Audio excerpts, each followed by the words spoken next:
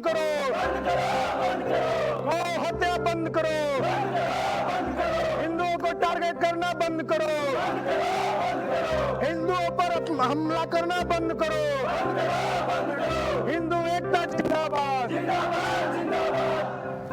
करण को इंसाफ दो, करण को इंसाफ दो,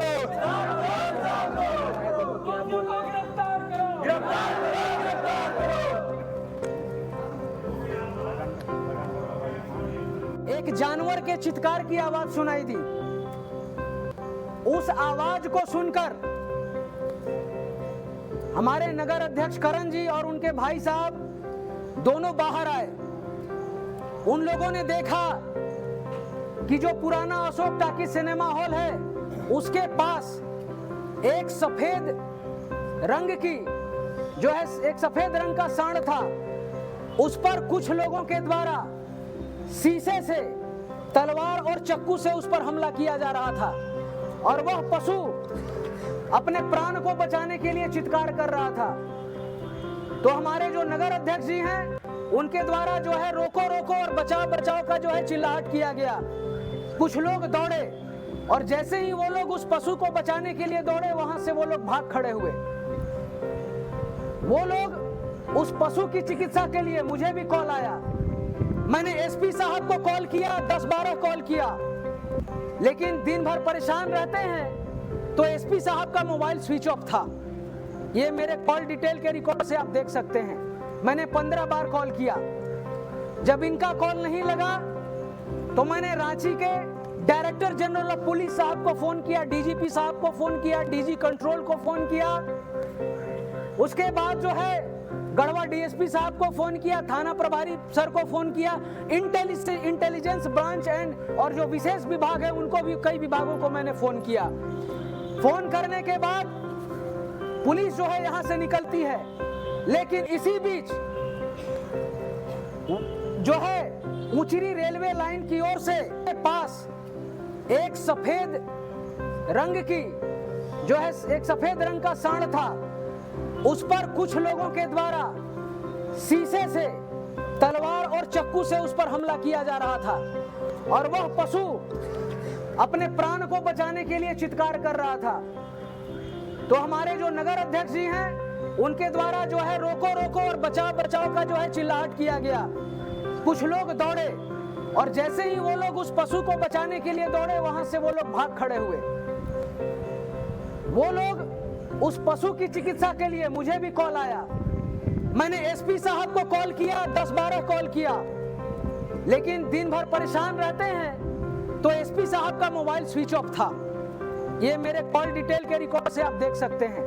मैंने 15 बार कॉल किया।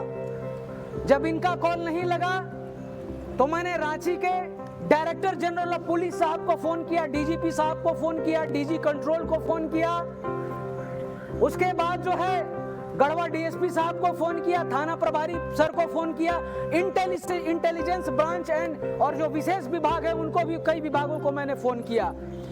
फोन करने के बाद पुलिस जो है यहां से निकलती है, लेकिन इसी बीच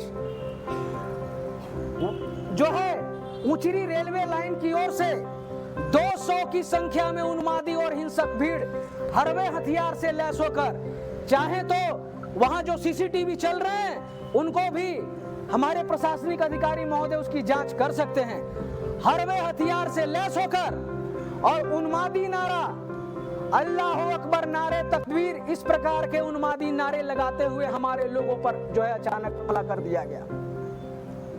हमारे नगर अध्यक्ष वर्तमान में हॉस्पिटल में जीवन और मृत्यु से जूझ रहा है। इतनी विकट स्थिति है। वो लोग को देखकर जब ये हल्ला गुल्ला हुआ तो हमारे आसपास गली मोहल्ले के लोग, माताएं बहनें उनको बचाने के लिए निकली। जब वो लोग जैसे ही अपने घरों से निकले, उन्मादी भीड़ में शामिल कुछ लोग जो है उन महिलाओं और लोगों पर टूट पड़े। जो लोग घरों में, अपने घर में ही पर तलवारों और हथियारों से हमला किया गया। और लोगों ने बताया, मुझे बताया लोगों ने कि वो लोग ये कह रहे थे कि हिंदुओं ऊंचरी मोहल्ला खाली करो। मैं पूछना चाहता हूं, क्या इस देश के संविधान में हिंदुओं को भारत में रहना अपराध है? मैं पूछना चाहता हूं कि जिस धर्मनिरपेक्षता की बात हमारे संविधान में कही गई है, संविधान के 42वें संशोधन में धर्मनिरपेक्षता जैसे शब्द को जोड़ा गया है, क्या वह धर्मनिरपेक्षता शब्द केवल मात्र संविधान की दिखावटी बातें हो गई हैं, या फिर हम हिंदू हैं या सनातनी हैं ये हमारा अपराध है? उन लोगों का क्या दोष था जिनके घरों में आप रात में जाकर हमला करते हैं और उनको कहते हैं कि तुमको जो है उचरी मोहल्ला खाली करो, हिंदू उचरी मोहल्ला खाली करो? क्यों कोई खाली करेगा? ये देश सबका है, ये मातृभूमि सबकी है। इस देश के संविधान ने सबको बराबरी का अधिकार दिया है। मैं पूछना चाहता हूं कि जब इस देश में कानून है, न्याय प्रणाली है, और सौभाग्य से आज भारत में 3 नए कानून की शुरुआत भी है, हम इस देश को चलाने के लिए नित नए कानून बना रहे हैं, लेकिन क्या अब देश की स्थिति ऐसी हो गई है कि अब भीड़ तंत्र इंसाफ करेगा कि इस देश में कौन रहेगा और कौन नहीं रहेगा? मैं पूछना चाहता हूं अपने जिले के एसपी साहब से, अपने डीसी साहब से, कि आप बताएंगे कि लॉ एंड ऑर्डर किसका स्थिति है? Law and order is the state subject. कानून व्यवस्था राज्य और इस राज्य में, इस देश में और जिले में कानून व्यवस्था को बचाने की, उसको संरक्षित करने की जवाबदेही हमारे राज्य सरकार की, हमारे आदरणीय एसपी साहब की, हमारे आदरणीय डीसी साहब की। ऑनरेबल सुप्रीम कोर्ट ने सहनी के मामले में कहा है कि राज्य सरकार किसी भी नागरिक के जीवन और संपत्ति की सुरक्षा के लिए दायित्वधारी है। मैं पूछना चाहता हूं, क्या इसी प्रकार से अपने जिले के नागरिकों के जीवन और संपत्ति की सुरक्षा हो रही है? मैं मानता हूं महोदय, हम सभी को आप लोगों की निष्ठा और कार्यशैली पर कोई भी शंका नहीं है।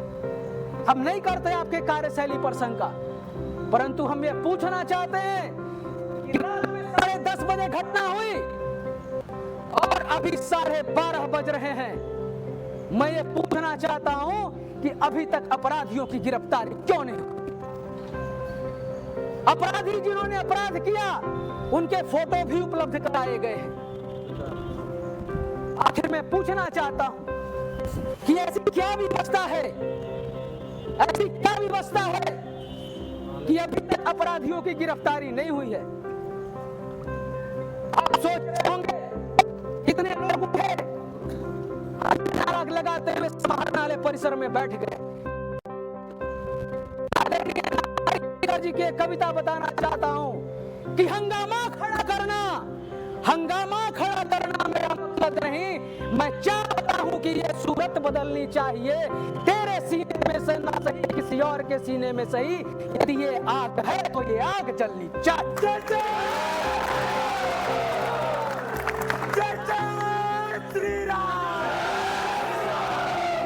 महोदय, हम यहाँ कोई पेशेवर नारेबाज नहीं है। हम कोई यहाँ आंदोलनों के नाम पर राजनीतिक रोटी सेकने वाले लोग नहीं है। ये वो लोग हैं जो हर रोज उठते हैं, अपना काम करते हैं, अपने बाल बच्चा परिवार घर समाज किसी की चिंता करते हैं। मैं पूछना चाहता हूं कि शांति प्रिय होना, शांति का पूजक होना, अपने जिले में शांति व्यवस्था रहे, इसकी कल्पना करना और इसकी अपेक्षा करना अपराध है। महोदय, मैं बताना चाहता हूं कि 24 तारीख की रात में मेरे ऊपर भी 200 मुस्लिमों ने रात में जो है, और मध्य रात्रि में 200 मुसलमानों ने मेरे ऊपर अटैक किया। आपके ही वहां पर उनके जाने के बाद कैसे उन्मादी भीड़ वहां से भाग खड़ी हुई। श्रीमान, हम यहाँ आपके पास याचक बन के आए हैं। जिस तरह से भक्त अपने भगवान के द्वार पर याचना करने आता है, मैं आपको भगवान तुल्य मानकर ही हम सभी लोग आपके इस मंदिर में याचना लेकर आए हैं। हमारा आपसे कोई विरोध नहीं, बस हम न्याय मांगने आए हैं।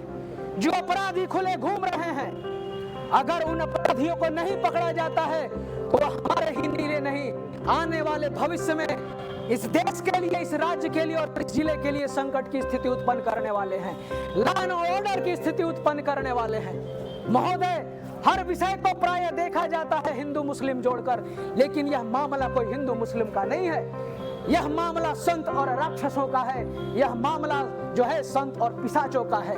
आज पिशाचों की स्थिति इतनी बढ़ गई है कि वो जो समाज में शांति प्रिय और शांति के साथ रहने वाले जो लोग हैं उनके ऊपर जो है इस प्रकार के लक्षित हिंसा किए जा रहे हैं। महोदय, मुझे आपके कार्य निष्ठा पर कोई शंका नहीं है, लेकिन हम लोग ये पूछना चाहते हैं कि अभी तक अपराधी क्यों नहीं पकड़े गए। हम लोग बस यही पूछना चाहते हैं कि और यदि पकड़े नहीं गए तो ऐसी क्या व्यवस्था है। और महोदय, जब तक अपराधी पकड़े नहीं जाएंगे, जिन्होंने राष्ट्र की गरिमा को तार-तार किया, जिसने हमारे राष्ट्र की सांप्रदायिक एकता को इस प्रकार के कुत्सित घटनाक्रमों को अंजाम देते हुए तोड़ने का काम किया, जिसने आपके और हमारे आदरणीय डीसी साहब के जो है यहाँ पर प्रशासनिक व्यवस्था है जिसको खुलेआम चुनौती देने के लिए जो है इन्होंने कुकृत्य किया, हम आज उसी के इंसाफ के लिए और उसी की रक्षा के लिए हम सभी लोग, हम सभी हिंदू वीर यहाँ पर बैठे हैं। और जब तक इंसाफ नहीं मिलेगा महोदय, हम में से यहाँ से कोई भी नहीं जाएगा। क्या हम में से कोई यहाँ से उठने वाला है? क्या कोई उठने वाला है क्या? महोदय, हम सभी इंसाफ के लिए बैठे हैं और जब तक हम सभी लोगों को इंसाफ नहीं मिलेगा हम यहीं बैठे रहेंगे। और यदि आप इंसाफ नहीं देंगे तो हमारी लाशों को एक एक करके उठाने के लिए तैयार रहिएगा। लेकिन श्रीमान, हमारी लाशों का भार इतना होगा कि इस राष्ट्र के संविधान के कंधों पर भी ढोया नहीं जा सकेगा। ये मैं स्पष्ट रूप से बोलना चाहता हूं।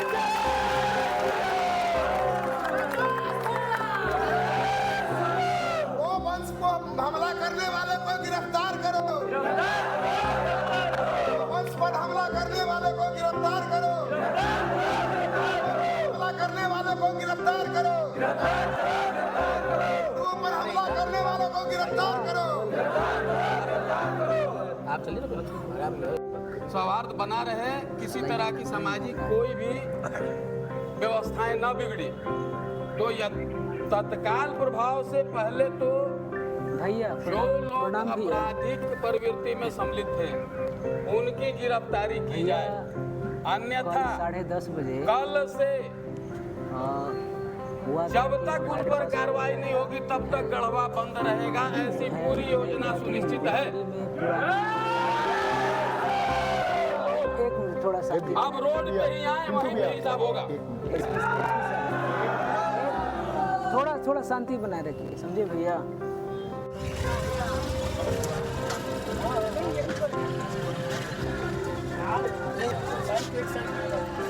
और बहुत शांति।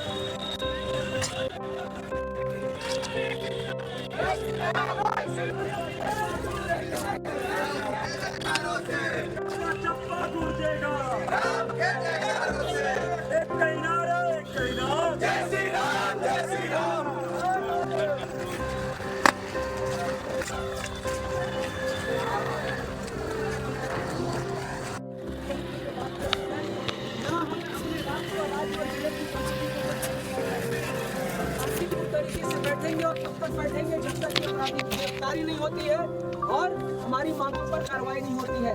और कोई भी इस प्रकार का कोई भी नारेबाजी नहीं करेंगे, इस बात का ध्यान रखेंगे, क्योंकि जो प्रशासनिक अधिकारी बैठे हुए हैं वही हमारे लोग हैं और उनके ही माध्यम से हम लोगों को न्याय पाना है। तो जिससे न्याय पाना है उससे संघर्ष करना उचित नहीं है। हम लोग यहाँ पर अपनी मांगों के लिए बैठेंगे और उनको विवश करेंगे कि वो हमारी मांगों को माने और जो भी अपराधी हैं उनकी तत्काल गिरफ्तारी करें, क्योंकि अपराधियों को गिरफ्तारी केवल हमारे लिए आवश्यक नहीं है, इस राज्य, जिले और देश में शांति व्यवस्था बनाए रखने के लिए भी वैसे अपराधी जो धर्म के नाम पर धर्म आधारित हिंसा करते हैं उनकी गिरफ्तारी आवश्यक है।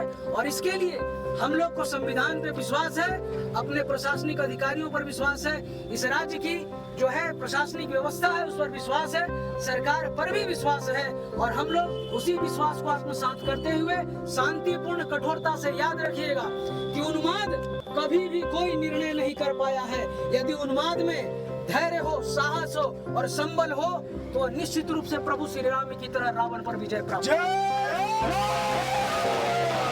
कारण के दोषी को अभिलंब गिरफ्तार करो, हिंदुओं पर हमला करना बंद करो, गौ हत्या बंद करो, गौ हत्या बंद करो,